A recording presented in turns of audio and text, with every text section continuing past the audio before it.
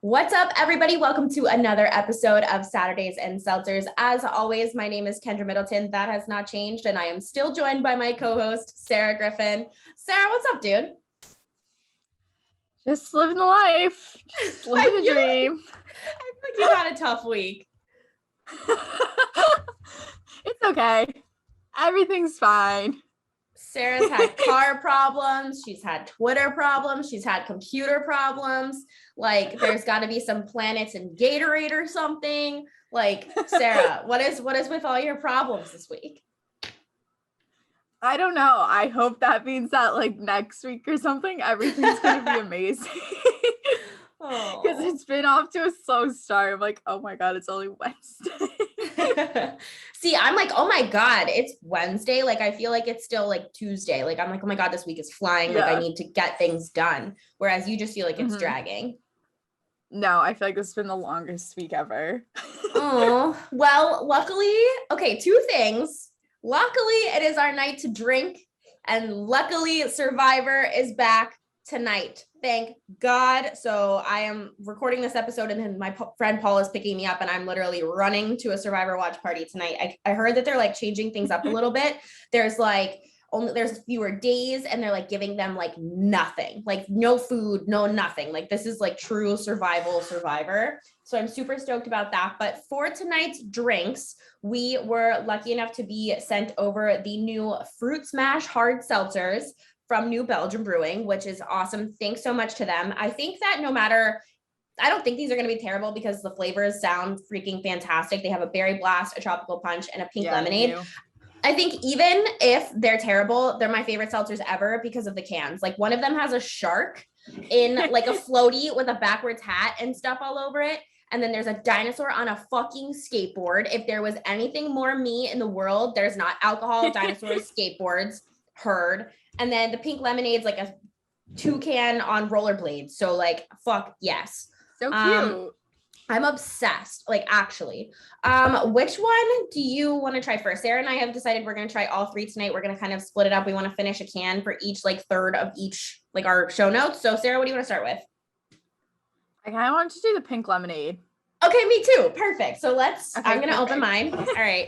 I don't want to get this on okay, last time Sarah was here and I opened one of these, I like got it all over my computer during our live stream. So I'm going to open it over here. Okay. Sippy sip.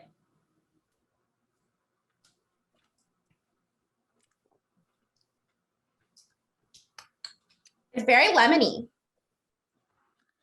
It reminds me a lot of, did you ever have like in college, the pink lemonade Svedka? Oh my God, yes. That's what it tastes like. Not as bad, not like that. But like, I feel like it's really easy to drink. Like there's no sting or anything. It's just like very much like a lemon water. Like if you don't like alcohol or like the sting, I think that this is the move.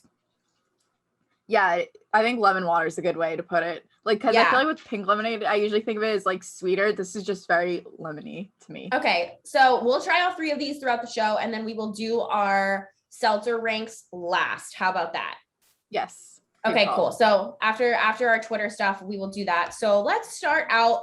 As you guys know, if you tuned into our Instagram live, or if you even follow us anywhere, you know that the PLL championship was this week and Sarah and I watched it. Want to say a huge congratulations to our winners for the sunglasses and the sweatshirt. Sarah, do you have anything you want to start with? Yeah, obviously congrats to Rob, Ray, and Andrew. Good job. There were a lot, I will say there's definitely a lot more Whip Snakes picks, but pretty much all the Chaos picks were the MVPs. Most of them were for Blaze Reardon. So good on you for that. I don't know, that game, I was kind of shocked by that game. Yeah, I don't know. And this is Sarah and I, like I said, have watched this game together. Also want to throw out our code for SNS. You can use the code SNS30 for 30% off for Tomahawk Shades. I have not stopped wearing mine since I got them. But I think anytime that you can hold Matt Rambo and Zed Williams to 0 points, obviously your team is probably going to win the game because like how? Yeah, no, like shout out to Jared Newman. So I think he was the one that was pretty much on Matt Rambo the entire time, held him to one shot the whole game. And it just did not look like the Matt Rambo that we all know.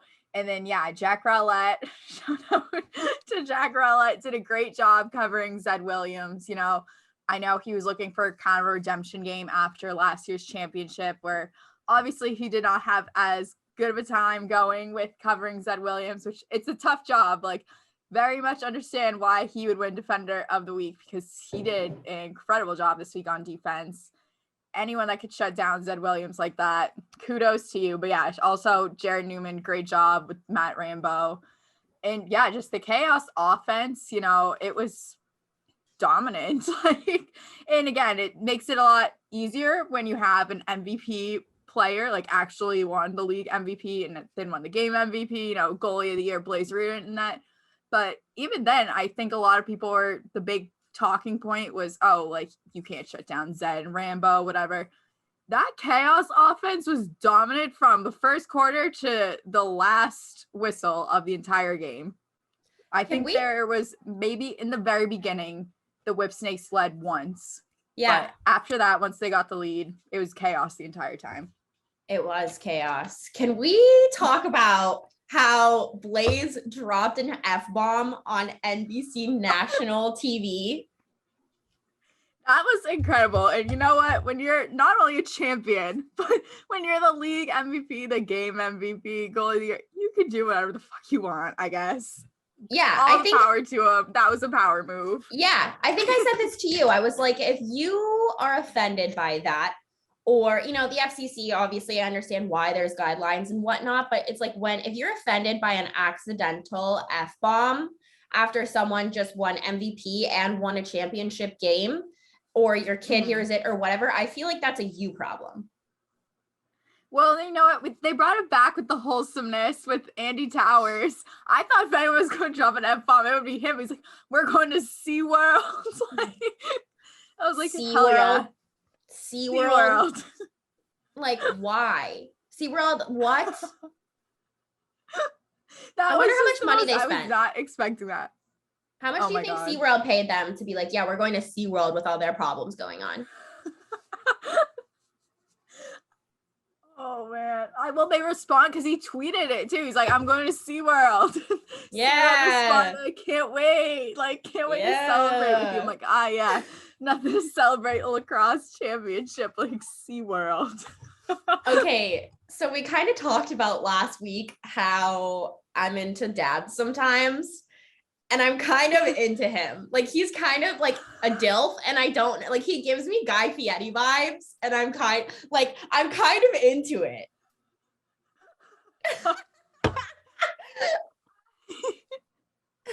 I did not know that this is where that was going. I thought it was going to go into the whole new chat girl. I was like, okay, yeah, I'm prepared. Oh, man. No, it's not the turn. I don't even like bald guys. I'm just like oddly into him. I mean, hey, he's a powerful guy. He makes his presence known, you know. He's so passionate, man. So passionate. You love that. Love to see that. I'm so happy he's a champion. Oh yeah, go off, King.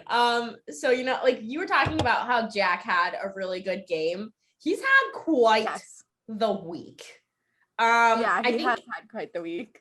So for those of you who don't know or don't follow me or don't follow Jack or whatever, there was a clip of him that came out from the game on Sunday, and it was like him just kind of like really like panic-eyed or whatever, and he was like, I think I just had 9 beers in 8 seconds, and you know, and then the clip just cuts off, and I quote tweeted it, and I was like, I want to be this guy's best friend. And I guess someone or multiple people sent him that tweet because he quote tweeted my quote tweet and was like, oh, like I can hook you up with him, just like slide in my DM or whatever. I looked at that earlier and it had like 800 something like that. Like, there's a lot of engagement on that tweet. That tweet blew up, whatever his was. Like, oh my God. I have never, ever would I think that a tweet like that would blow up. And I was just shocked. Well, that's why I laughed, because one of our questions in our mailbag this week, it was before that even happened, was like, what's the weirdest interaction on lacrosse Twitter you've had? I was like, well, I know what Kendra's answer will be. 917 likes, Sarah. That is unreal. I want to read so many people were like, this is my favorite thread on Twitter ever. And I have to read some of these because they're hilarious. I'm going to read the ones with like 5 likes or more because there's a lot of responses on here. Someone named Josh goes, Jack, thanks for saving my dog from that burning building the other night. Such a great guy. Someone else goes, hey, Jack, thanks for donating to my school's lacrosse program. We've never had a multi-million-dollar donation before. This comment, the next one has 161 likes, and it says, hey, Jack, I just got off the phone with that puppy you saved, and he wanted me to tell you, thanks for being such a great guy who is also selfless and handsome. So, these have so many likes. These have also so many likes. Selfless and handsome. Hey, Jack, thanks for what you did last week. That school bus of puppies and children never would have made it if you hadn't stepped in. #hero. Hey, Jack, just wanted to say how much I appreciate when you helped my elderly grandmother move out of her old house by yourself. When she offered to pay you $100,000, you didn't have to send it all to charity, but that was all great of you. Hey, Jack, thanks for coming out to Denmark and doing all the free community outreach for our program. The kids are still asking about you, and we hope you come back soon. Jack, thanks for your yearly contribution in personally aiding and guiding baby sea turtles safely to the ocean to live their lives. I see you're already on schedule again for next year. There's a lot of people sent like Steph Curry memes. Hey, Jack, big fan. Thanks again for donating your lungs and heart to save my puppy's life. This one has 141 likes. Yo, Jack, thanks for letting me borrow the whip last night. Never drove a Hurricane before. My wife wants one now. Stand up guy. Just insanity. There was one that I really liked. I gotta find it. It was something about like no, where is it? It was something about like donating to like allergy awareness, which like if you follow me, you know that that's like something I'm really like passionate about or whatever. Oh, they got personal with them. Yeah. So like these were crazy and I love them. I did message him and we chat a little bit. He's a nice guy. I haven't really talked to him at all today. So thanks for talking to me, I guess. he's a nice guy. Yeah, we like texted maybe like 10 times back and forth and that was it. Yeah. So shout out to him. That was really funny. Congrats, Jack. That sold me on lacrosse and lacrosse Twitter. You guys are actually pretty funny. I think I tweeted that yesterday and it got far more likes than I expected it to. So I'm in on lacrosse. He's a nice boy. Woo-hoo. Shout out. If you ever come to Boston, hit me up. We can like grab a drink or something. Still waiting for Sergio Parkovic to hit my DM, Sarah. I'm still waiting. Well, that's the full circle moment that we're waiting for on your journey on lacrosse Twitter. Yeah, it'll probably never happen, but you know, here we are. Hey, so shoot or shoot. I you know what? Fuck it, we ball. So you are going to be writing for the NLL, correct? Yeah, so I'm going to still be with Lacrosse Flash, and I'm going to be covering the NLL. That season starts the beginning of December, so look forward to that content coming out both just on Lacrosse Flash, and then I'll also, of course, keep everyone updated here. But that also means we have to pick teams to follow. And I know there's a team already recruiting Kendra. I already kind of have a team that I have in mind, but everyone else that listens, you all have to pick an NLL team too and tweet at us what your team is. But yeah, Kendra's already being recruited as a fan. So that's kind of lit. I just Googled the NLL teams and I'm looking at them and I'm like, oh, Boston has a team? It's like a New England team, I think. It's the Boston Blazers. That doesn't exist anymore. Oh, okay. The San Diego Seals look kind of cool. Now. The Seals. There's a San Jose team, Seals, yeah. which I would support because obviously I lived in San Jose for a while when I was interning in California, but I don't like their logo. This team, the Riptide was the one they were the ones tweeting me. What does their logo look like? I don't even see them on here. New York there we Riptide. Go. Oh, I like their logo. Yeah. That's not bad. I just hate the state of New York. Yeah, I would say there's no New England teams left. Okay, I'm looking at this now. Halifax Thunderbirds, blah, blah, blah, blah, blah. I'm like, if you want me a true Matt Rambo stan, you could go Philadelphia Wings. No, I think I gotta get, all right, you know what? Fuck it. New York Riptide, we ball. You guys were the first. You tagged me. You're it. I'm in. I'm sold. You guys' social media team rocks.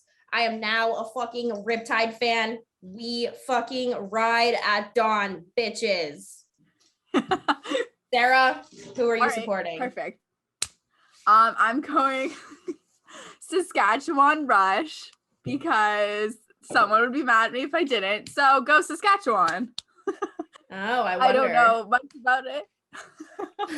I'm pretty sure it's like Alaska, basically up there, but now Saskatchewan.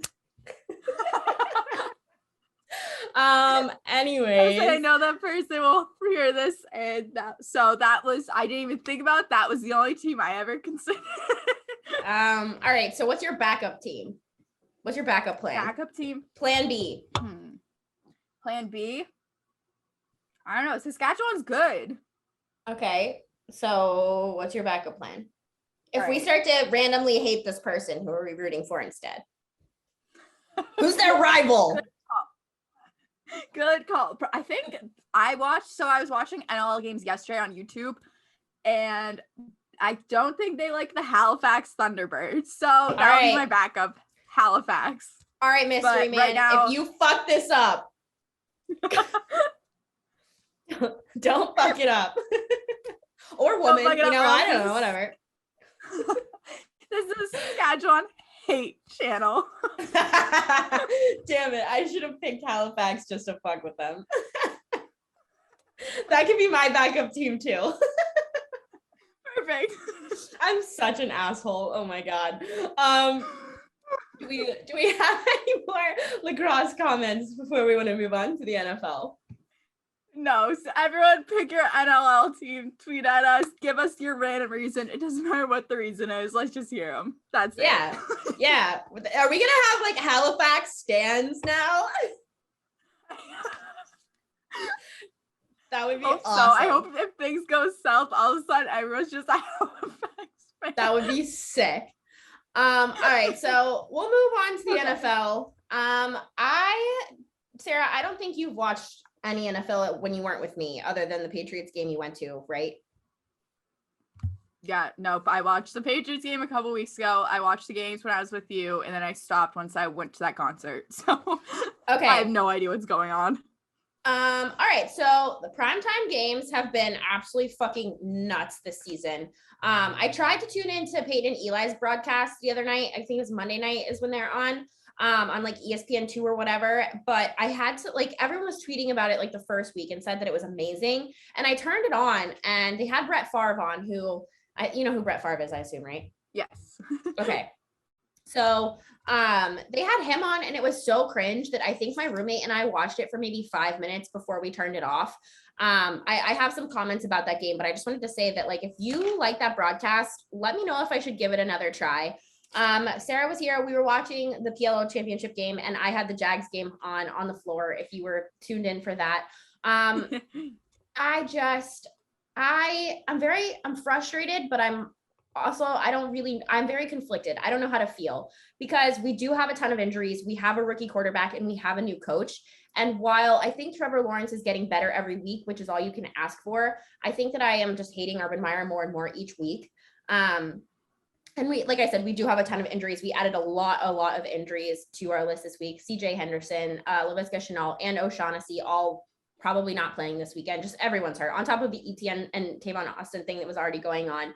It's just our depth is depleted. I think that we're frustrated. Apparently we hate our coach. The only positive thing that came out of this was a 102-yard kick return from Jamal Agnew, which was, I think, the longest return in our franchise history, which is really cool. That was a lot of fun to watch. I think you saw me. Yeah, I think you saw me freaking out when that happened. Yeah, go off, Jamal. So that was a lot of fun. That's cool. That was like a really positive thing that happened for us. Like, you know, when you have a team that is struggling with all, like I said, with the injuries, the new coach, the rookie quarterback, I think that you have to cling on to those types of positive moments.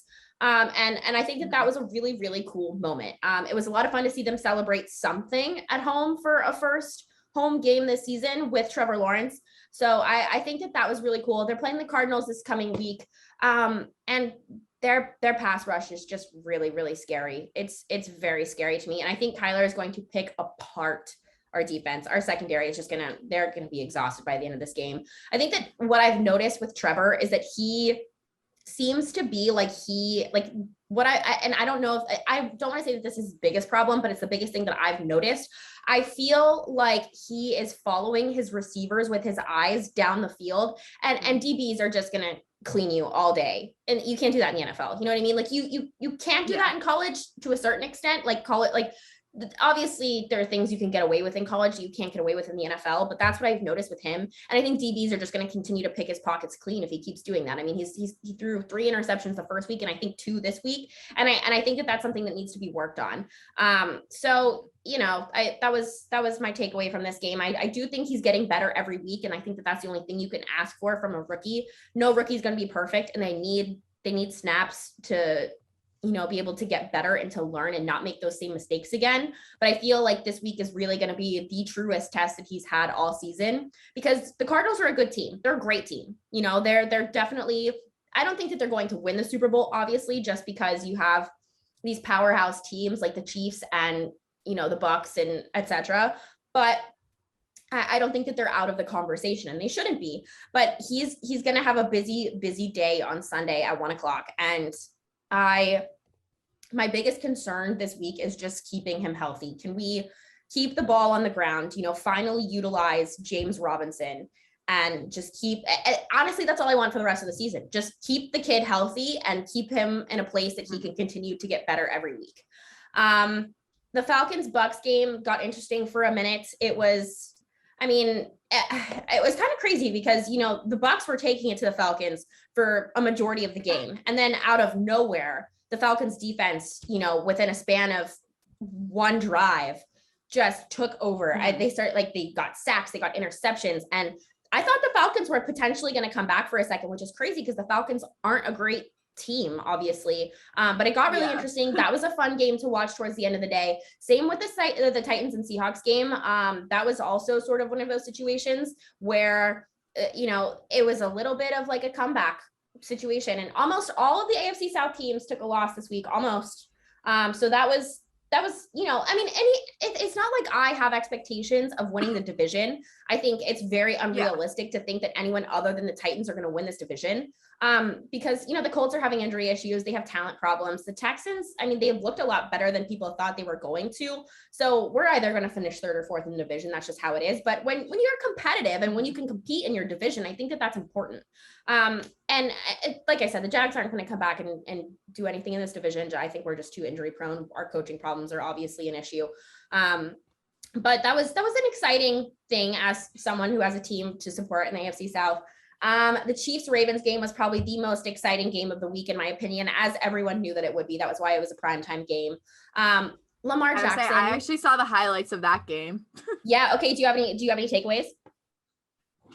No, I don't have any takeaways. I just saw the highlights. All right. And I knew that the Ravens were the underdogs in that matchup, and I like when underdogs win. So love that. Also, shout out to my friend Jordan, because I know he's a big Ravens fan. Love that for you. Oh, yeah.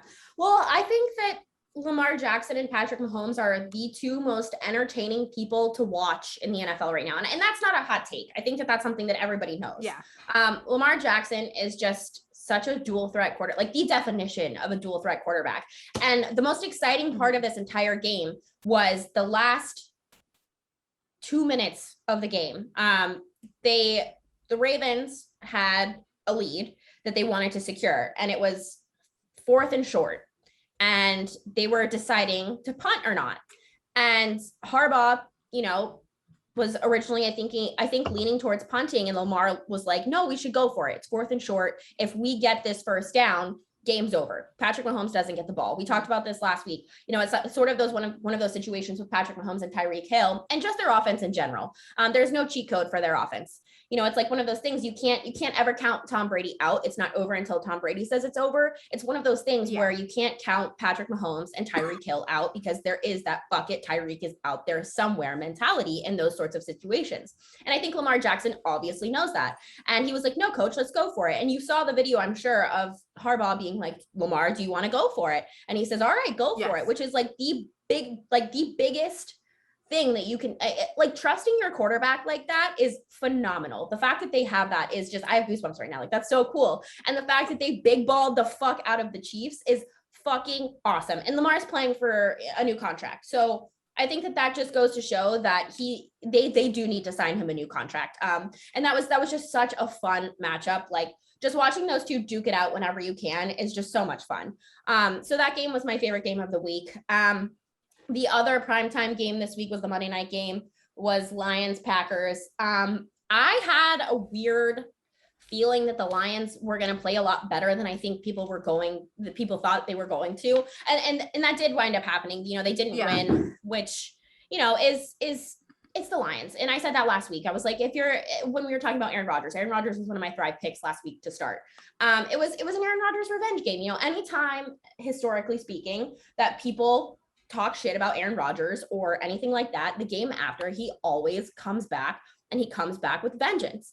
And that's exactly what happened. He threw 4 touchdowns. And I am so sick, even after this game, of seeing people talk about Aaron Rodgers negatively. It's like how he is like the leader of his team and he doesn't need to be pouting and blah, blah, blah. It's like, shut the fuck up. Like, he's a grown ass man. If he has feelings, that's fine. Stop telling adults how to feel, how to play, how to act, whatever. Yeah, he's a captain, but he's Aaron fucking Rodgers. Like, chill out.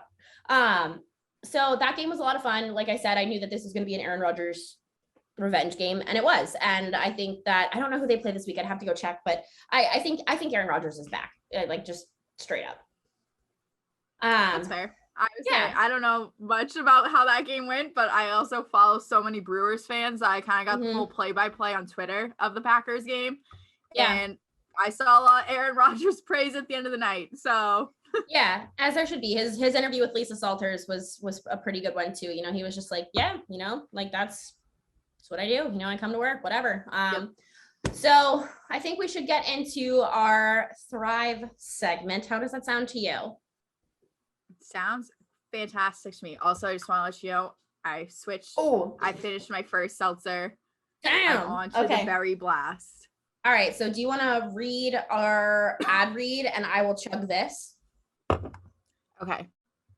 All right, here we go. Oh my God, my first time doing the ad read. This segment is brought to you by Thrive Fantasy. Thrive Fantasy is a Thrive Fantasy is a daily fantasy sports and esports app for player props. With Thrive, you can eliminate the countless hours of research and focus only on the top-tier athletes that have the biggest impact on the game. Choose 10 out of the 20 available player props to build your lineup. Each prop is assigned a fantasy value for both the over and the under based on how likely it is to hit. Hit the most props and rack up the most points to win a share of the prize pool. Use promo code SNS when you sign up today, and you'll receive a 100% instant first deposit match up to $100. Ooh, all right. Which one did you open? I opened Berry Blast. All right. I'm going to open Berry Blast as well. Oh, damn. Chugging that was tough. Yeah. So I actually put money down on Thrive this week. So I did. I am entering a contest. I'll get into my picks in a second. So last week I had Baker, Aaron Rodgers, and James Robinson. I think I did pretty all right. Baker had a touchdown and an interception, and Aaron Rodgers had 4 TDs, 0 interceptions. James Robinson did not have a touchdown, and he really didn't play that well. So that's what's so frustrating to me, is that last week Urban Meyer went on and on about how we should be utilizing James Robinson in the run game more. And then what did we do? Not that. So 2 weeks in a row, that's been like our critique, is that, okay, why the fuck is James Robinson not running the goddamn ball with fucking a rookie quarterback? And it just doesn't continue to happen. So if they don't change that, I'm going to keep my Jaguars pick this week the same. I'm going to go James Robinson, because I think that at some point, the coaching staff needs to hold Urban Meyer accountable and be like, yo, what the fuck are we doing here? James Robinson needs to run the goddamn ball. Sarah, how did your picks do? I I know Mike Evans, everyone said was yelling at you because you said, oh, I'm going to sit him for just 3, which Kendra didn't. She was just being supportive. I'm like, I did start Mike Evans. I'm like, any of you seriously taking anything I'm saying? Like, don't do that. Like, my reasoning last week was, oh, this guy plays with Joe Burrow and I have a crush on Joe Burrow. Like, don't take fantasy advice from me, please. Although sometimes, like when you play March Madness brackets, like girls who pick teams for colors and stuff, sometimes they do really well. What was the game? This is so off topic, but the March Madness game, that first one, it was a random ass university that had this big upset in the first round, March Madness. What was the fuck that was their name? It happens all the time. You're talking about like they had a funny name though. I don't know, but I was doing a March Madness bracket with someone. He was pissed because I picked that team just because I was like, oh, that's a funny name, I'm going to pick it. And I made all my other picks just based off of like uniforms or whatever. And I was sailing through that March Madness. Like, look at you. I know. And I was like, would you look at that? No research. Okay. This one, I guess I should have put more research in. Mike Evans, he had 13.7 points. Yeah. All right. Yeah. Also, I do like this. I like the berry one better than the lemonade.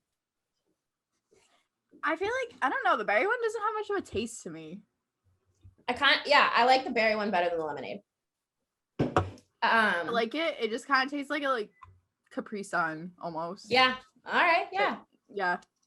Okay. And so my start was Jamar Chase, and he had 2 receptions for 54 yards and 1 touchdown, 13.4 points. So whatever. I think you did all right. Yeah, you did all right.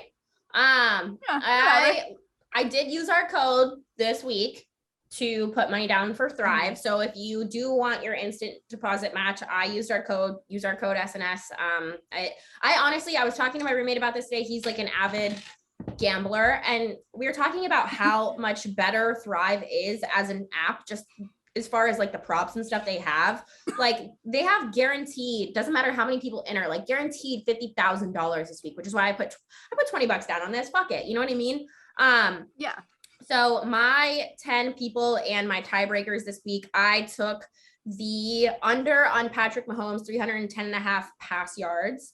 They are playing the Chargers. I took Austin Eckler on the over of 61.5 yards. I took the over on Julio Jones with 6.5 receptions. I took the over on Jared Goff's 1.5 and 1.5 pass TDs. I took the over with Baker Mayfield's half an interception. I do think he's going to throw an INT this week.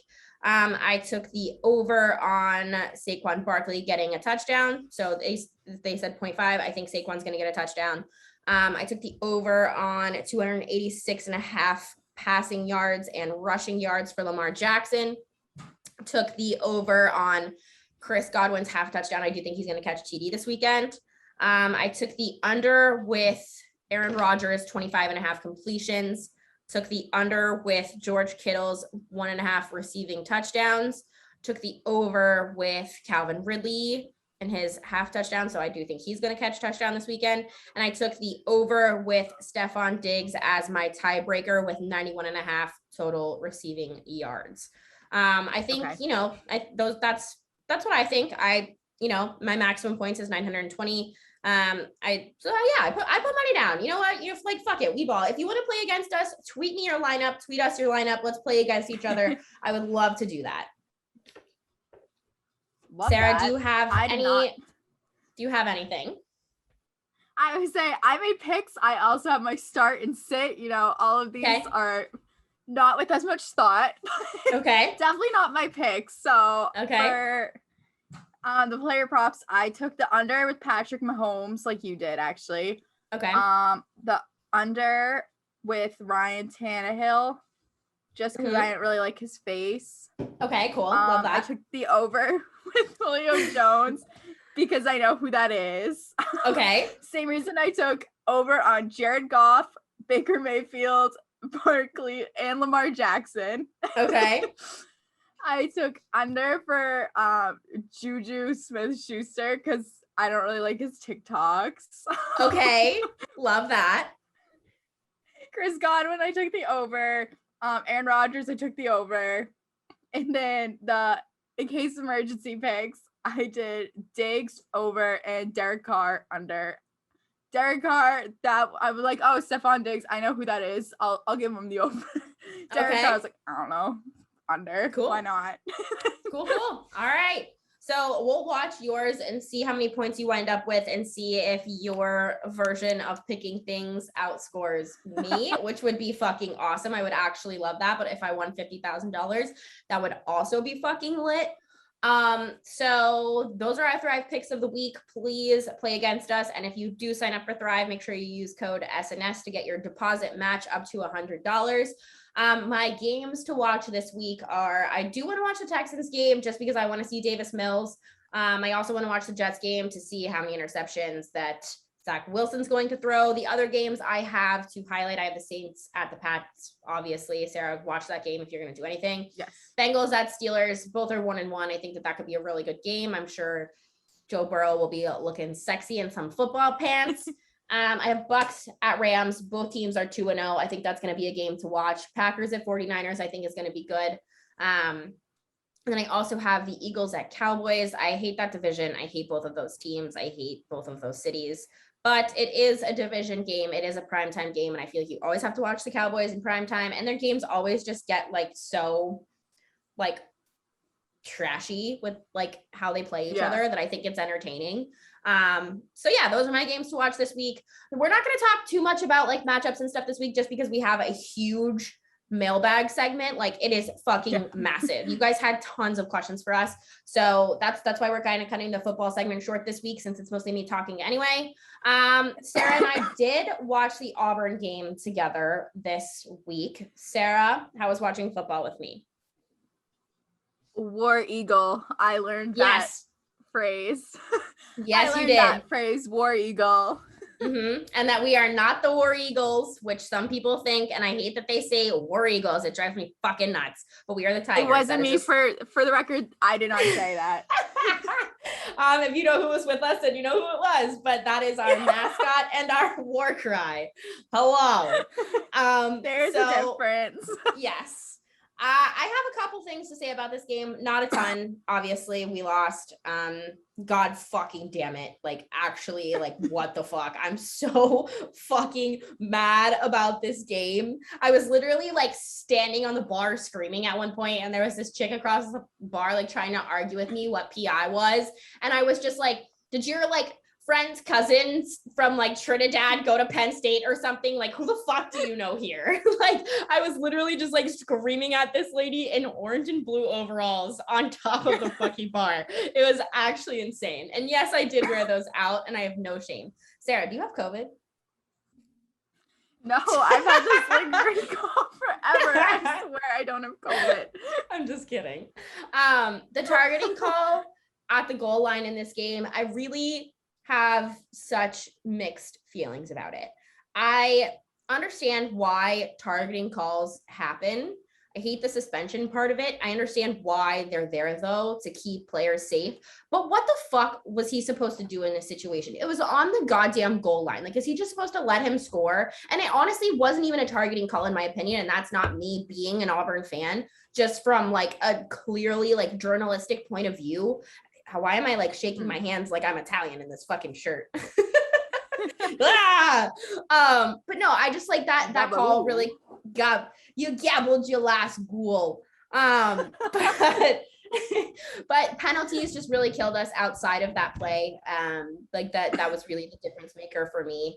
So I'm disappointed. All right, we moved around a little bit in the AP poll. I'm not really that shocked. They moved up. I think we moved down one slot from 22 to 23. I do think that we are going to lose to Alabama and Georgia. So I think that really kind of sealed our season for us, but who knows? You never know. The Iron Bowl and the border war are always winnable games for anyone. So I don't want to say our season's over, but truly as like a journalist and not just a fan, I do feel that way about the Auburn Tiger season, but we'll see. As long as we can stay healthy and that sort of thing and be more disciplined moving forward, I have a little bit more faith. My games of note this week. Oh, I do want to talk about the Alabama-Florida game. and the Michigan State Miami game really quick. The Alabama Florida game was just the epitome of college football, SEC football. I think that was the best game that we're going to get maybe all season. It is very premature to say that, but I do think that is one of the best games that we are going to get this season. I said it. I said it last week. I put the tape out there before the game. Yep, I did say, I was like, I don't think Alabama. Video proof. And I posted it, and I thought that was really ballsy for me to do, considering it was a day that our show dropped. But I meant what I said, and I wholeheartedly felt that way. I was like, Alabama is not going to lose a game this season, but if they are going to outside of the Iron Bowl, and I think that they were more likely to lose this game than they were the Iron Bowl because the Swamp is just nuts. And they almost did. They almost fucking lost this game. And I think that was going to be their biggest test all season. And the SEC, I know that I'm a homer, but the SEC is just built fucking different. And I don't care that that makes me a homer. I just genuinely feel that way. The Michigan State Miami game, I also told you fuckers that Miami was overrated and they did not deserve to be ranked. So goodbye to the U. You guys are hot garbage. You guys shouldn't have been ranked last week. See ya. Good riddance. Fuck Miami. I hate that place. So anyways, I don't really have, yeah, football. I literally fucking hate the city of Miami. You guys are all trash. Come for me, bitches. So my only other thing of note is the college games this week that I will be watching. There's not a ton. This week's kind of boring yet again. The beginning of the season is always kind of, whatever. 12 Notre Dame at Wisconsin. I hope Camp Randall is popping for this game. I fucking hate Notre Dame, and obviously everyone knows my Wisconsin ties here. And I feel like you have Wisconsin ties too, so maybe that's a good game to watch. Yeah, for you Wisconsin. Yeah, jump around Camp Randall. Yeah, you already know. And then I have 7th ranked Texas A&M at 16th ranked Arkansas as a must watch, as my only other must watch this week. I think that Texas A&M, since their quarterback went down, I don't think that they deserve to be ranked that high. I think that they've kind of had some really questionable games. And Arkansas, I think, is fake as fuck. They don't deserve to be here. The only reason they are is because they beat Texas and they've had a weak schedule outside of that. I think that their SEC remaining schedule is going to kick them in the ass. So I think that this is going to be an exposure game for one, if not both teams. So those are my to watch games this week. Like I said, tweet me if you want to be involved in my football watching action. I will be watching football on my patio with my friends all day. Sarah, if you're bored, feel free to stop by. Yeah, that's my college football stuff. Any notes? Woohoo. Nope. Cool. Nope. So I think the segment that everyone knew was coming this week. It's our Boston Tea Party segment. Yes. Bobby Dahlbeck has a fucking girlfriend, so I'm never mentioning him again. The only reason he's been good is because we started talking about him on this fucking podcast. So fuck you, Bobby Dahlbeck. I hope you're happy. I say he's on the bench tonight too. So why you're mentioning him, I'm not sure. But they knew what was coming. They knew the shit talk's coming. They knew. So if you live under a rock, there was a picture of Bobby Dahlbeck and his girlfriend that was released this week. She is beautiful. I would love to be friends with this girl. Pretty. Nothing bad to say about her. She's fucking gorgeous. The only thing that I have a few things to say, and I'm not saying this. I'm done with you, Bobby Dahlbeck. We're over. We are so over. But him and this girl, they're both really good looking, but they kind of look like siblings. It is a siblings or they could make siblings or dating. You know that Instagram account? Yes. I think siblings would. They're both very good looking people. They just look kind of similar. They look so similar. And you know what? It never would have worked anyway, because after I saw his feet in that picture, it gave me the fucking ick. His fucking feet, I can't. My question was like, why did no one crop the feet? No one wants to see anyone's bare feet. I mean, I guess maybe not nobody, but I sure as hell do not want to see anyone's bare feet. So. Well, yeah. And I'm not talking shit about this girl. I think she's gorgeous. I'm sure she's great. But everyone in the photo was barefoot, but she was in socks and it was so awkward. See, she was the only one in that picture, and I love Hunter Renfrow. I'm like, you guys knew a picture was being taken, and you just kept feet out. They're like, yep, get those feet in. I mean, you guys, I hope they made some money off of these feet pics or something. Because that's the other thing. You never give away feet pictures for free. No free feet pics. None. Not even. I mean, I think that, okay, that guy who told me I had nice feet in the airport, that was fucking weird. And I literally, very weird. It was so weird. I was just, this is just like really random. I posted a poll before I flew to Texas and I was like, is it weird to wear flip-flops to the airport? And once again, my polls between Twitter and Instagram were polar opposite. And one said, yes, that's fucking crazy. And the other was like, nah, go for it. So I did it. I said yes. I'll never wear flip-flops to the airport again. And it wasn't because it was like a weird situation. It was because that guy was like, girl, you got some cute feet. And I was like, no free feet, no free feet. You gotta pay me to see these cute ass feet. But apparently I have cute feet and I hear that a lot. So like, if you do want to buy feet pics for me, hit your girl up. I mean, oh yeah. The quickest 30 seconds of my life to make some money. Fuck it. I'll send you pictures of my feet, but no free feet pics. So that's how I feel about Bobby Dahlbeck and his girlfriend. I love her. Bobby, you're dead to me. I hope JD, and I hate that I'm saying this, I hope JD keeps his spot. Fuck you, Bobby. We were meant to be. So yeah, that's our Boss and Chief Party segment. Sarah, would you like to talk about our next segment?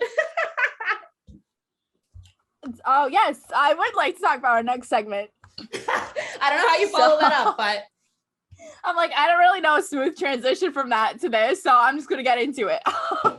Yeah. So the first all-woman broadcast team for a nationally broadcasted MLB game was going to be on ESPN September 29th. It's going to be Melanie Newman, who is amazing and perfect and deserves all good things in the world, and Jess Mendoza.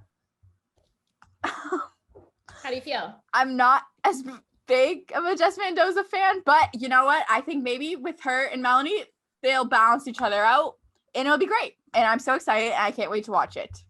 Okay. And it's very important to baseball. So I was going to say, I think that this is really important. I will be watching this, obviously, as a woman in sports. I think it's a must to support other women in sports. What is your thing against Jess Mendoza? Am I living under a rock? What don't I know? A lot of baseball fans aren't a big fan of Jess Mendoza just because, I mean, also, like, I don't really think she's been on primetime games in a while. Like, they used to have her on Sunday Night Baseball a lot. And I've seen her on Sunday night. Yeah, it would be her and A-Rod. And A-Rod's also not great on Sunday Night Baseball. And the two of them together, it was just very insufferable. It's not even like she doesn't know what she's talking about. Like, she very clearly knows what she's talking about. Like, no doubt about that. It's just some of the comments, I'm like, I think we need to reevaluate what it is that we should be talking about up in the booth, especially on a national broadcast. Like, this is a big game for a reason. Like, this is on Sunday Night Baseball for a reason. So I think we need to reel it in here.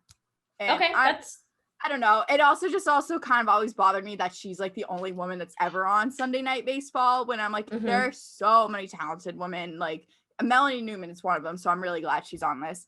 But yeah, there's just so many of them that I think deserve a spot. And I just kind of, because I know a lot of people don't like Jess Mendoza, I'm like, I feel like we need to get someone besides this one token woman out of here and like show you like, all right, if you don't like her, that's fine. But there's other voices in this sport. So that's a fair assessment. I think that's absolutely fair. I have seen her on Sunday Night Baseball a million times. Maybe didn't feel like there was anything out of the ordinary. I do feel like this is, a very ESPN thing to do. They're usually the first to make these sorts of moves. And if it works out, everyone sort of follows suit. So I think that this is fantastic for the sport of baseball. I think that this is going to be a very progressive thing to start sort of pushing other networks to do the same. So I think that's going to be awesome. I will be tuning in. Maybe we could watch together, live tweet it, whether we're together or Yes. apart, just watching. I think that would be something awesome for us to do. Obviously, we Mhm. are a female-based sports podcast, so we would love to support other women in sports. Another thing, speaking of being women, that has hit both of us very close to home this week, quite literally close to home for both of us, is the sexual assault things going on college campuses. I know for me personally, I have been following everything going on at Auburn. There's been a ton of protests. There was 3 sexual assaults within less than a week. And one of them is also involved with a fraternity, like the stuff going on here.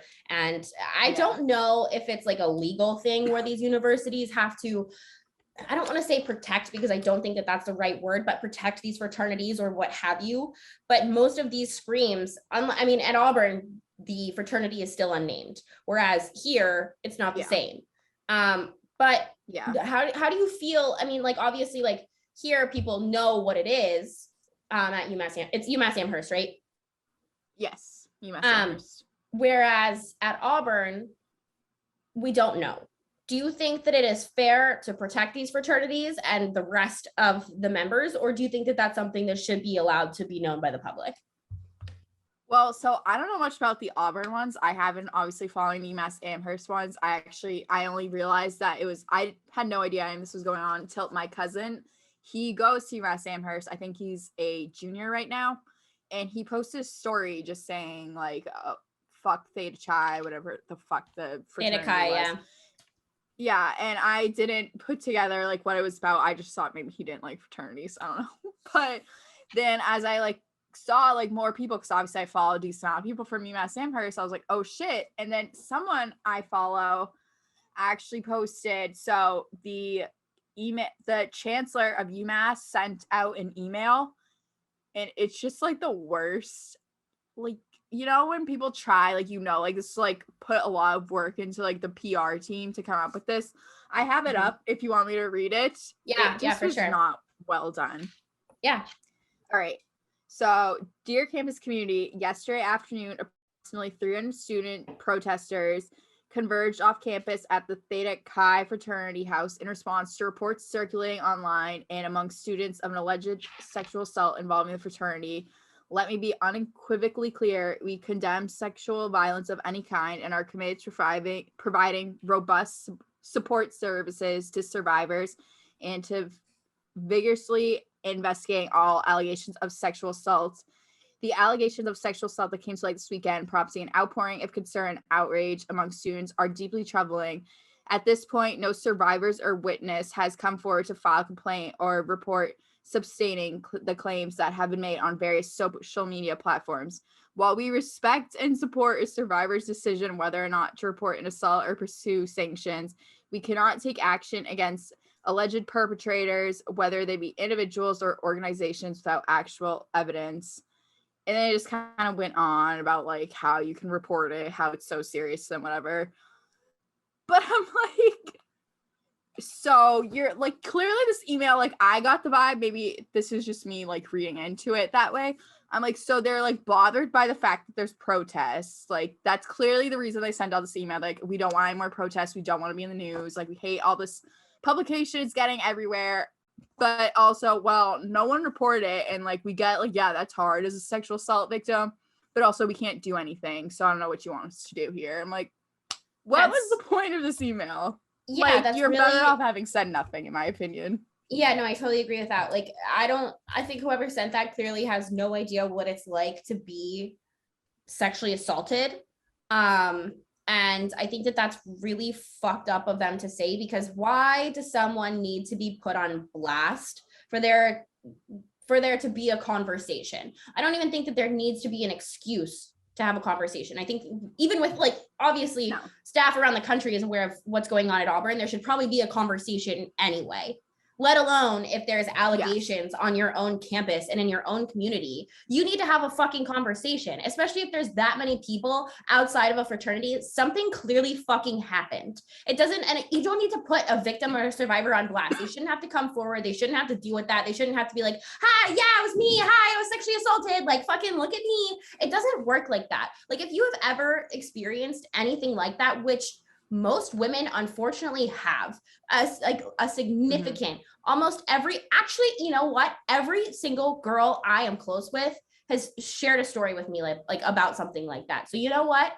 I think that there needs to be these conversations anyway, but if you are a survivor or you've had any sort of experience like that, it's not easy to talk about and you don't want to talk about it and you don't want to be the girl to get a fucking fraternity in trouble. Like imagine being the girl that's like, yeah, that fraternity sucks. They did XYZ to me, or X person in that fraternity did that. Who the fuck wants to do that? Who wants to be that person? Who wants to be like, yeah, I'm the one getting you in trouble. Hello. It shouldn't have to be that way.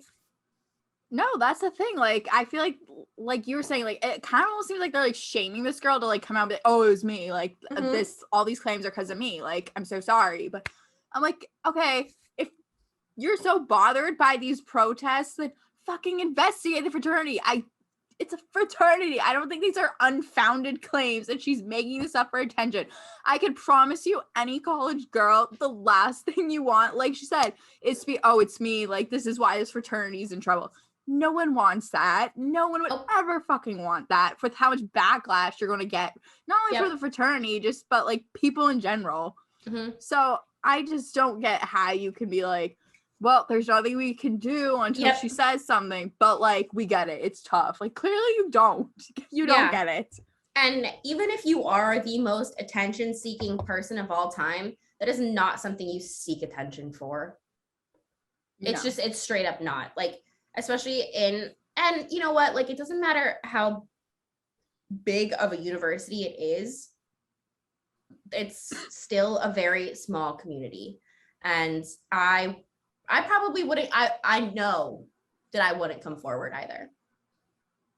In that case, yeah, absolutely not. Especially seeing like just the outpouring, like, because like you said, like it doesn't have to necessarily be a big campus, but when it is a big campus like that, and it almost feels like the spotlight's on you, like you like sparked all this, and then your campus sends out that email saying, oh, you have to forward or else we can't do anything. I would not fucking come forward. Are you kidding me? Yeah. That's a nightmare.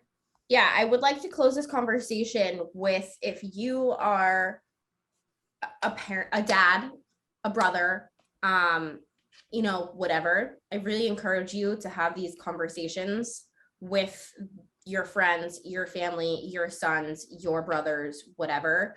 I think that that's sort of where this conversation needs to be and where this conversation needs to start. It shouldn't be a conversation that mothers need to have with their sons or sisters need to have with their brothers or XYZ. I agree. I think it's a man-to-man conversation of you sort of holding your friends, peers, sons, whatever, accountable and being, this is consent, this is not consent. Don't fuck this up for us. Yes, I agree. I fully agree with that.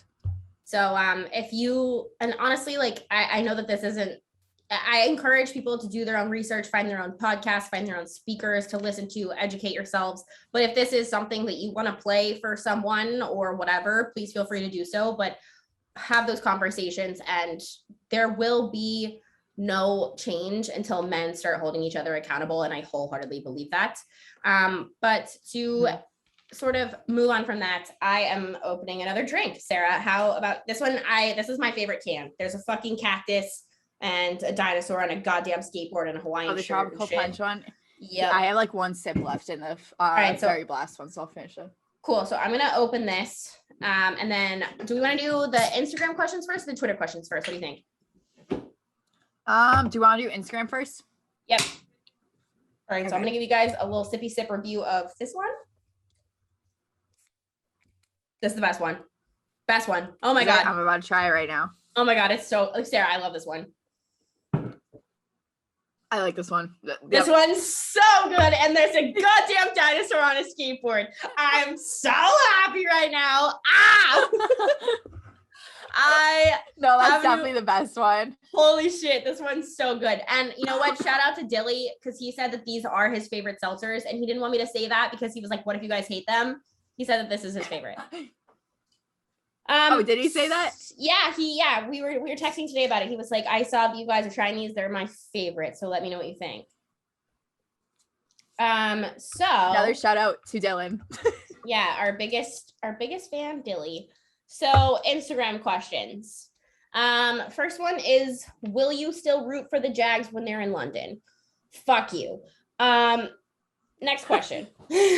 How important do you think culture of a team is?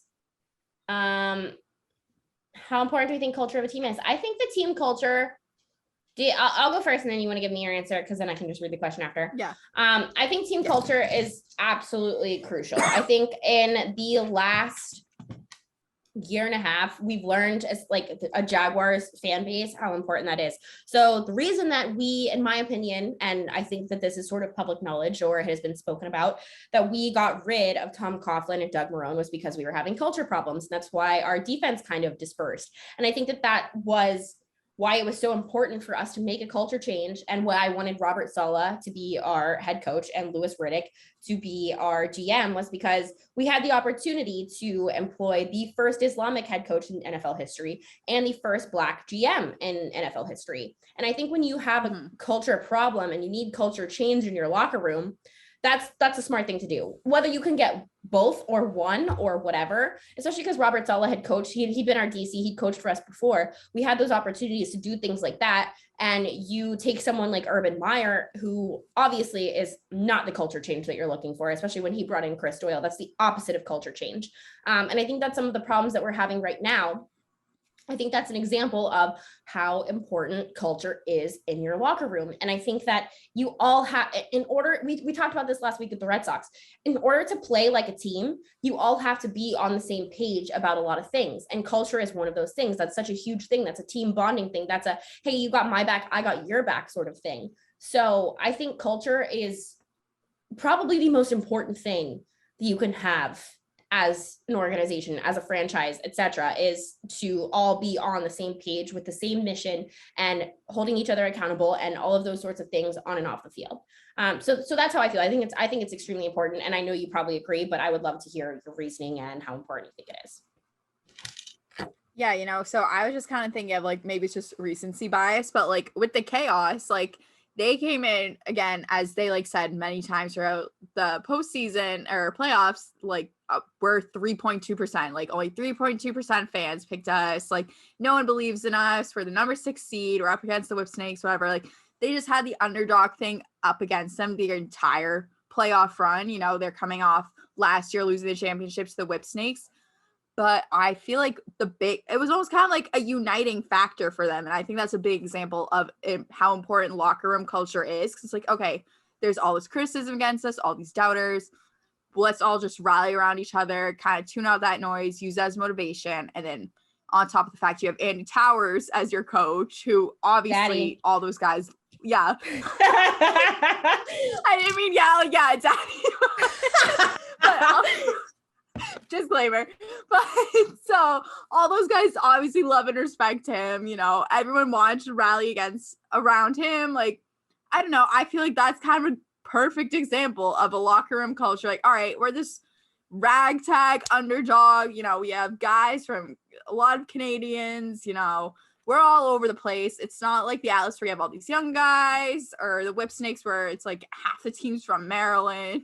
Like, I don't know. Yeah. I just thought it was a very good example, and for that reason, a very good win. Not just because, it's a revenge game, whatever, like someone besides the Whip Snakes won. I think it's a good testament to their locker room culture and why that is so important. Totally.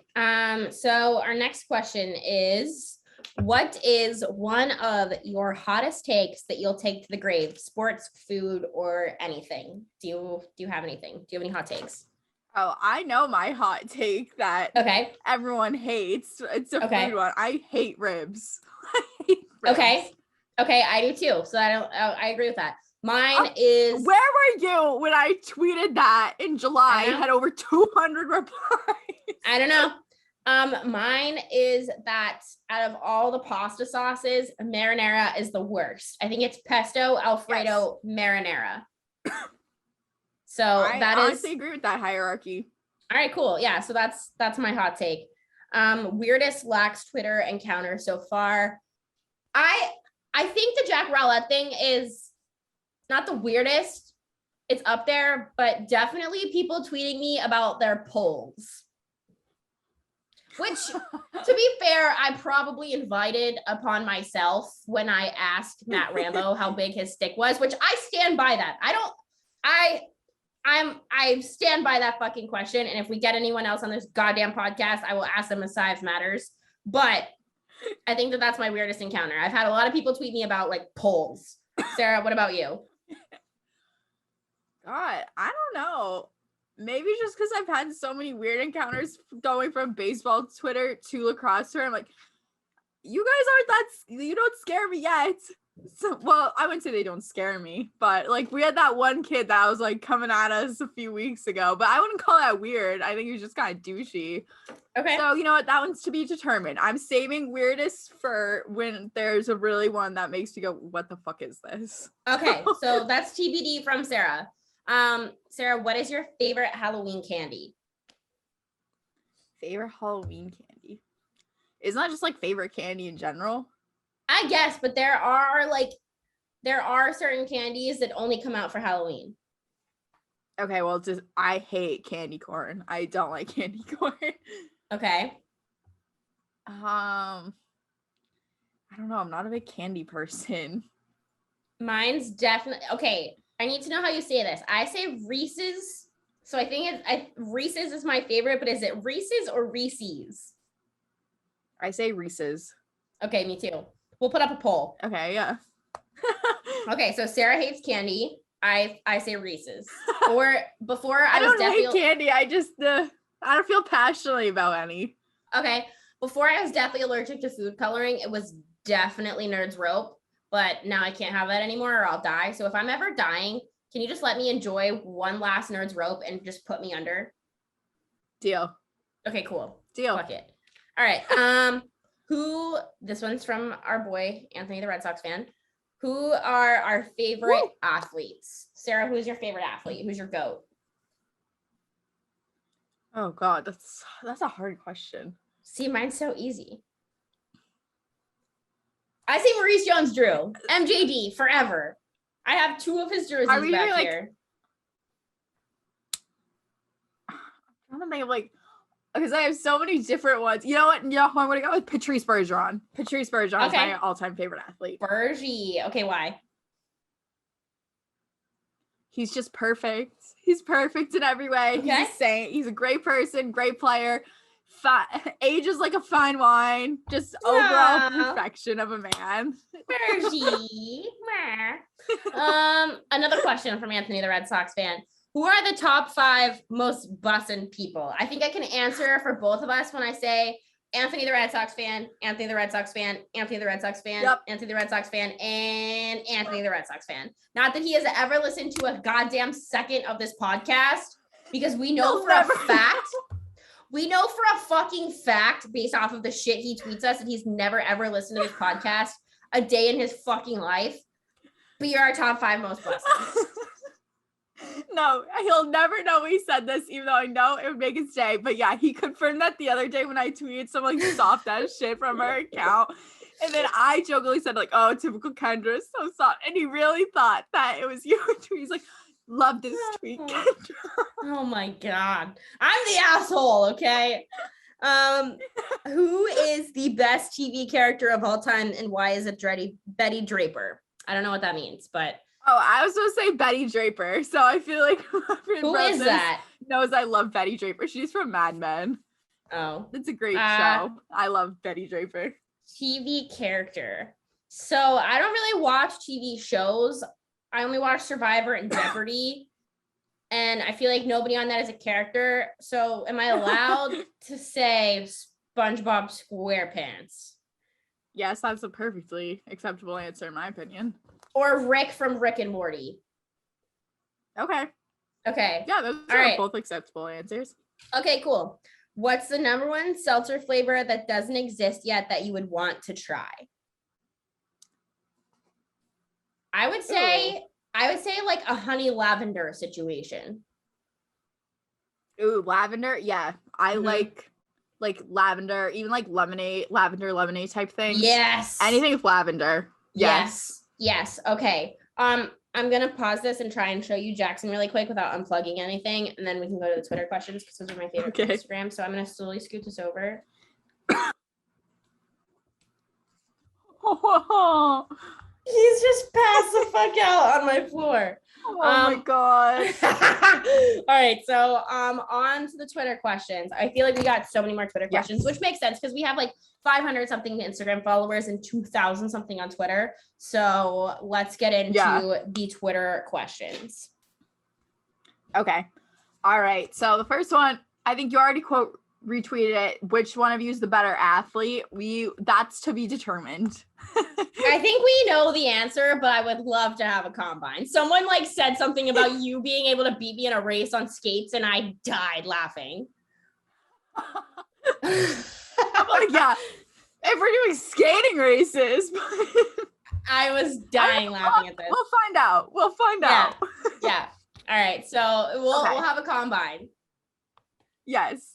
All right. Would you rather be stuck on an island with each other and no sports to watch, or be stuck on separate islands with all the sports to watch? Both versions of islands will be stocked exclusively with the beverages of your choice. I think I'd rather be stuck with you and hammered. Yeah, I would say, honestly, I'm like, if I'm on an island, maybe it's just me being stupid and not understanding we're stranded. I'm like, that sounds like vacation. I want to spend it with my friends. Yeah, exactly. I feel like we can come up with our own sports. Yeah, let's get hammered together. Like, I don't really give a fuck if I'm stranded on an island, like what the score of the Red Sox game is. Yeah, exactly. Because it's like, I have no phone. I'm not going to be able to tweet or like talk to anybody. We can't talk to each other. So I'd much rather. Is this like a tender moment? Are we like? I'm like, wait, that's kind of cute. I thought, because I knew I was going to pick, like, yeah, I'd spend it with you. Oh, this is so cute. Fuck, Sarah. Are we in love? I think you're the closest thing to a boyfriend that I have in my life right now. Good. Yeah, no, actually, now that I think about it, you are definitely the closest thing I have to a boyfriend right now. You're about to be my number one Snapchat friend.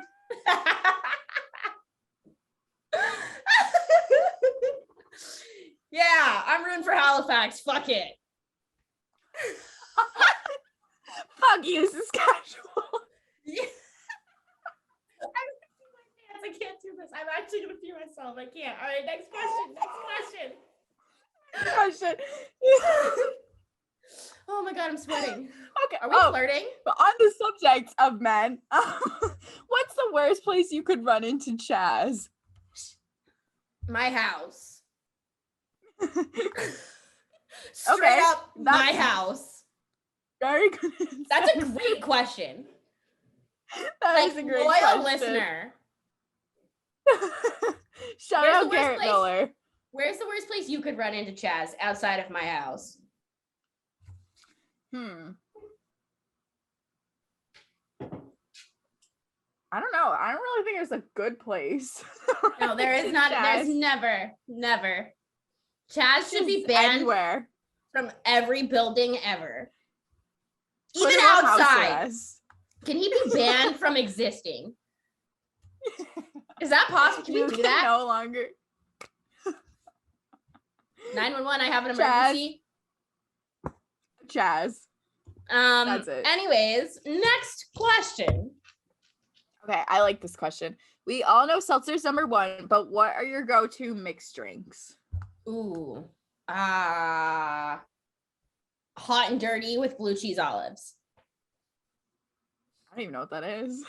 It's vodka with olive juice and peppercini juice with blue cheese olives.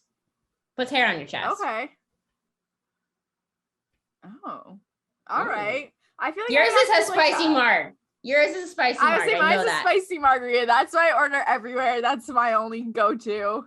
Mm-hmm. Okay. Yeah. That was easy. Everyone knows that. Mm-hmm. Okay. I'm sure someone else has probably asked this, but I would like to know about your sports backgrounds, like what sports or any other physical activities y'all have participated in growing up to now. Okay. Sarah, you want to go first? Okay. So, like, what? Just like what sports we played growing up? Yeah. Okay. Because I feel like everyone did a bunch of different shit in like elementary and middle school. So I'm just gonna do the ones I did in high school just because I feel like those were most relevant. I did dance. I did dance, yeah, actually for like 15 years. I did gymnastics in high school, and I actually also played lacrosse in high school. There you go. So everything comes full circle. Full circle. Okay, so me, I have been in mixed martial arts for almost pretty close to my entire life. There was a few years that I took a little bit of a hiatus. And through COVID, obviously, I am not doing hand-to-hand combat for obvious reasons. But for those of you that don't know, I'm a black belt. There you go. I started Taekwondo when I was 4. Yeah, started Taekwondo when I was 4, got a black belt, eventually went to judo. And then once this is over, I'm going to go to jujitsu. Don't fuck with me. And I also grew up in doing soccer. I started soccer after I got my black belt, my first black belt. And then I was doing Olympic development soccer. I was on ODP for Florida and that sort of thing. So mostly martial arts with a little bit of soccer mixed in. Martial arts is one of those things that I've sort of carried throughout I've carried martial arts throughout my life. I plan to continue to do so. I don't really think of it as a sport, more of like a practice, like a lifelong practice situation. I obviously no longer compete or fight. My last fight was canceled due to COVID, just because my career is obviously in broadcasting and I don't want to pay to insure my face. Because I've already had jaw reconstruction. So there you go. That's what I did. All right. Okay. Next question. Would you rather have your favorite sports teams have a dominant 2/3 of the year stretch with championships, records, etc., or I was like, what does that mean? Or sustained success over a long period of time? Sustained success. I would say I think that we should define sustained success. Like, are they going to win a championship in that time? Because if they're just good for, a decade and they'd never win anything, I would say I would want to win something 2 or 3 times. Then they said kind of like the Warriors versus the Spurs. Okay, I would say I'd want to be the Warriors for sure, because you win a couple titles and then you're still good for a while you have that team. I think I would go the Warriors route. Okay. What about you? Right. You said you'd want to be good for a long time. I would just want sustained success. Okay. Yeah. Okay. Next question. Top 5 Hot Pocket flavors. I didn't even know that there was more than 5 Hot Pockets. I always say I know cheese and pepperoni. And I can't tell you the last time I had a Hot Pocket. Same. Yeah, especially because I think the last time I had a Hot Pocket, it burnt all the skin off the roof of my mouth. I'll say they're hot. Like, they're not kidding. They're fucking hot. Okay, yeah. I don't think either of us are educated enough on Hot Pockets to answer that question. I don't have any Hot Pocket takes. Nope.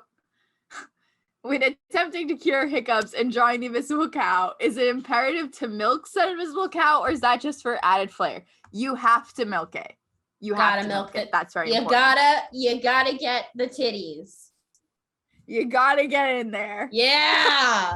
Titty work. Get right in there. It's like that GIF, the one that's like this. Yes. Titties.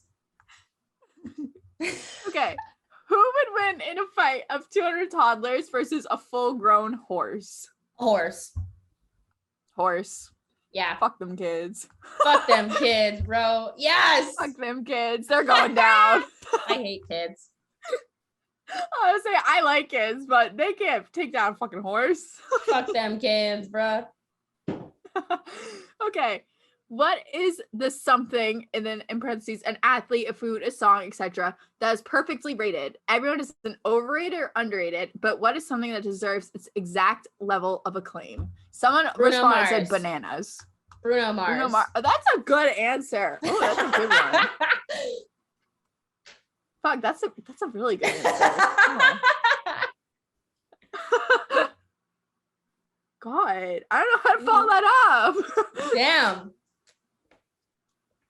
I didn't even see this question. So I was just about to say, I swear I'm like, to God. Were you waiting for this question? No, I didn't even see this ahead of time. You started reading it, and that was just the first thing that came to my mind was just Bruno Mars. Okay. You know what I'm going to go with? New Girl, because I feel like it's a show that really goes underrated in terms of like stuff like The Office and stuff. But you never hear of someone saying, "Oh, I hated New Girl." Like everyone likes it. I mean, I love it, but it's never like overrated to the point where someone's like, "It's the funniest show ever." So I'm gonna say New Girl. Strong answer. Strong answer. 2 strong answers from us. Okay. My friend Jack said, "What does bussin' mean? And why does that one guy reply it's everything?" Because we know he doesn't listen to our podcast. Bussin', is it bussin', Janelle? Bussin' just means, is it lit as fuck? Like, is it lit as fuck? It's bussin'. And I don't know. Anthony, maybe if you ever fucking listen to 30 seconds of our episode or this episode, can you define bussin' for us and why? Let us know what why. Does bussin' mean to you? Yes. Yes. In a sentence, what does bussin' mean to you? Yep. Okay, next question. Okay, this next one was directed at me. I feel like this was a direct personal attack.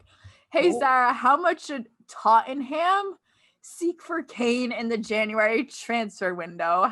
# do not talk. I could not tell you what a word that means. I texted Kendra. I was like, I thought we were talking about Patrick Kane. No, it's Harry Kane, and he's a fantastic soccer player. Okay. So yeah, I don't know exact numbers. I think that whatever he's worth, he's absolutely worth it because he's a phenomenal player. So I don't know exact numbers of what he should be worth, but I think that he should definitely get a huge payday. Yeah. Okay. All right. So can the Brewers win 95 games this season? And of the seltzer fall pack, what's your favorite flavor, Sarah and Kendra? Yes, the Brewers can win 95 games this season. Yeah.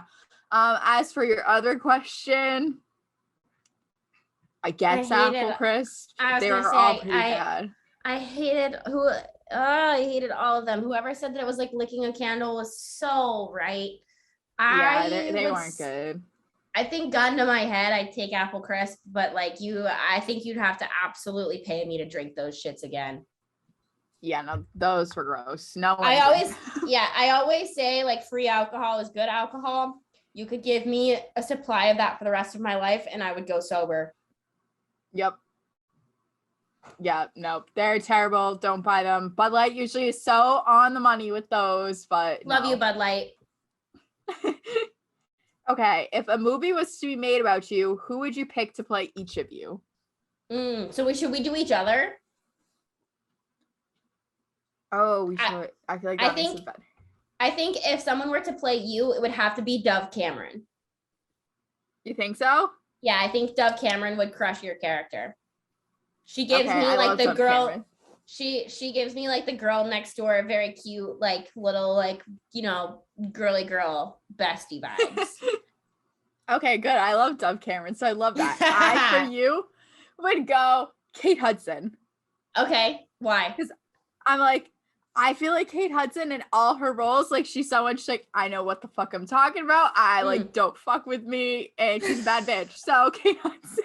Are you calling me a bad bitch? This is the nicest thing anyone's ever said to me. What the fuck? Yeah. Oh God, this is like such a romantic episode. We describe each other perfectly. I think have we fallen in love on episode 9? I think that's what this whole is. That's forever. Falling in love. Okay, next question. Okay.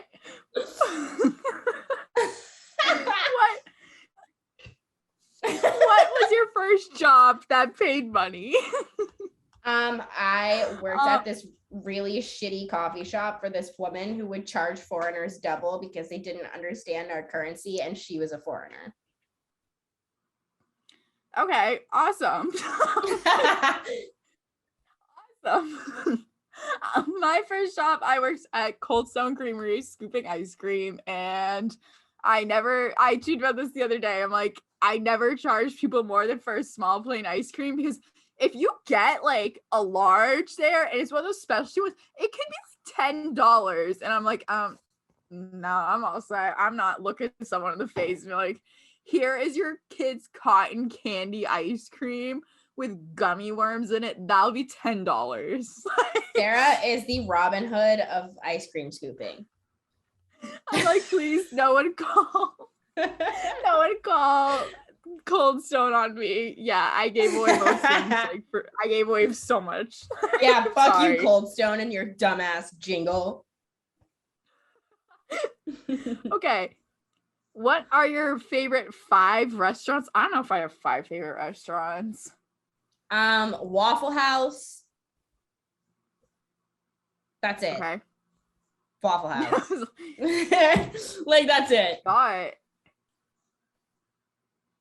I don't know. I like Waffle House. Are we talking chain restaurants? Should we do chain restaurants? Yeah, I feel like chain restaurants are probably easier. Okay, so I'm gonna go Waffle House, Olive Garden. Ooh, I don't know. Oh, I love Friendly's. I've never been there. I would say most of them are being shut down at this point, but I love Friendly's. I do like the 99. Yeah, I like the 99. Okay, so we'll go. One. Yeah, okay. I love Zaxby's. Never been there. Oh, and Cookout. I also never been to Waffle House. Oh my God. Yeah, okay, we need to change that like ASAP Rocky. Yeah, I'm gonna say that's it. Yeah. Oh, Chipotle's up in my chain restaurant. Instant nut. I love Chipotle. Love Chipotle. Love Chipotle. Okay, those are, I feel like that's fair. I feel like that's a good roundup. Yeah, I would say, and that was basically, those are my favorite of the Twitter questions. We had so many, and some of them I feel like we could go on and on with. So, all right, perfect. All right, so I think we're just doing our tweets of the week, and that's it. So, do you have any tweets of the week? I really don't. I think I only have like 3 or 4. I don't have that many. I would say I don't really have any. It was not great. All right, yeah, Sarah had a tough week on Twitter, which all of you coming for her, I will fucking kill you. Anyways, so I tweeted, okay, but why does Taylor Heineke not look bad? And someone tweeted me back and said, because you touch yourself and make God cry. What? I don't know what that means. What? I really don't know what that means. So, I have comments, but I am as X-rated as they come on this podcast, but I think that they are even too X-rated for this podcast. Yeah, so I'm just gonna move on. We have a special guest appearance for favorite tweets of the week. My roommate was on a dating app this week, and this girl had like a prompt about like climate change, and he goes, okay, well, like, how do you prepare for climate change?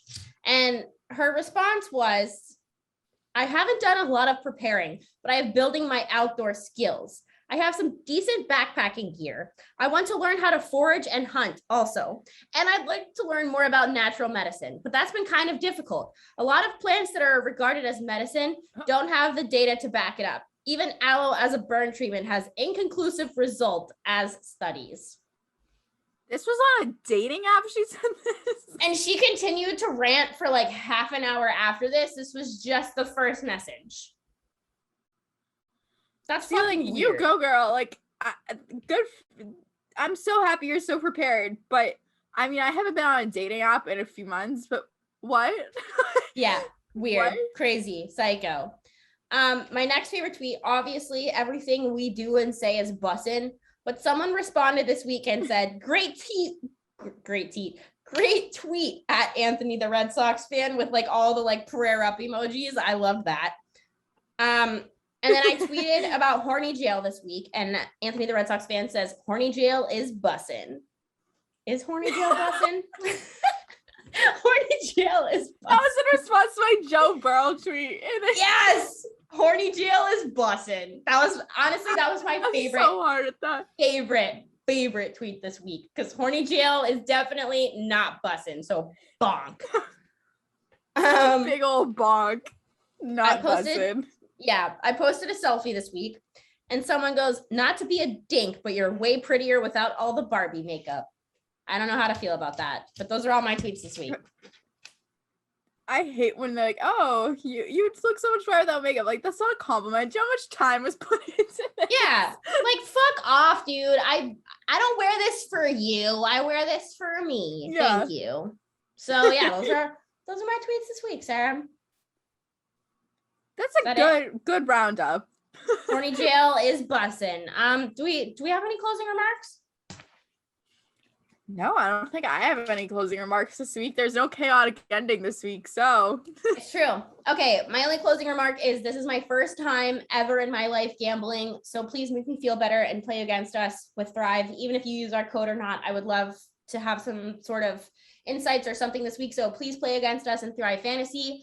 Love you guys. Thanks so much for listening to this episode, and we'll see you next week. Keep on sipping, y'all.